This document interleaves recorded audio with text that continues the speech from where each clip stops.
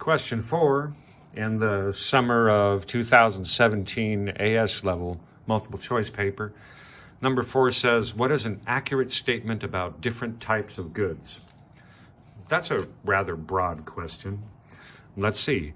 Free goods are offered for sale at a loss-making price. That's nonsense. That's nonsense, right? Free goods are offered for sale. That's like sunshine. Merit goods generate more consumer surplus than producer surplus. Well, we don't know. That may be nonsense, or we just don't know. C says private goods can be consumed with no opportunity cost. Ha ha ha ha ha. Oh, that's very funny. That's simply not true, right? D says public goods can be used by additional consumers with no extra production cost. That's true. Public goods are non-rival in consumption. So the answer for 4 is D.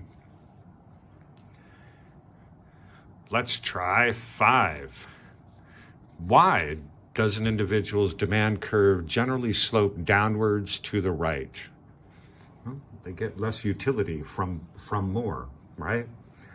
The additional satisfaction in an individual, this is A, the additional satisfaction an individual gets from consuming most goods decreases as consumption increases. Wow, that's true, right? That sounds good. Probably the answer. Let's look at B, C, and D. The additional satisfaction an individual gets from consumption decreases as income rises. Not true, or don't know. It depends on the individual, right? And it depends on the goods or services. C says the individual has finite income, which is used to attempt to satisfy many wants. This is a true statement, right? This is the scarcity problem, but it does not answer this question. Why does the demand curve slope downwards? So, no. D says, for most goods, the price charged by producers falls as the quantity purchased increases. And this is simply not true, right? For most goods, the price charged by producers increases as the quantity purchased increases. So, answer for 5 is A. Let's try 6. And 6 has a supply and demand graph. Let's see. Ethiopia is Africa's largest producer of coffee. So this is about coffee, one of my favorite things. And S1D1, original supply and demand. Okay.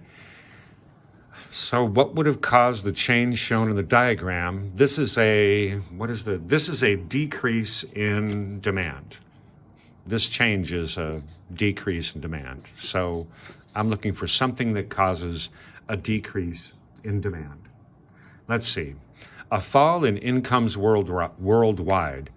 I really like this because they said largest producer of coffee, and they're probably exporting, right?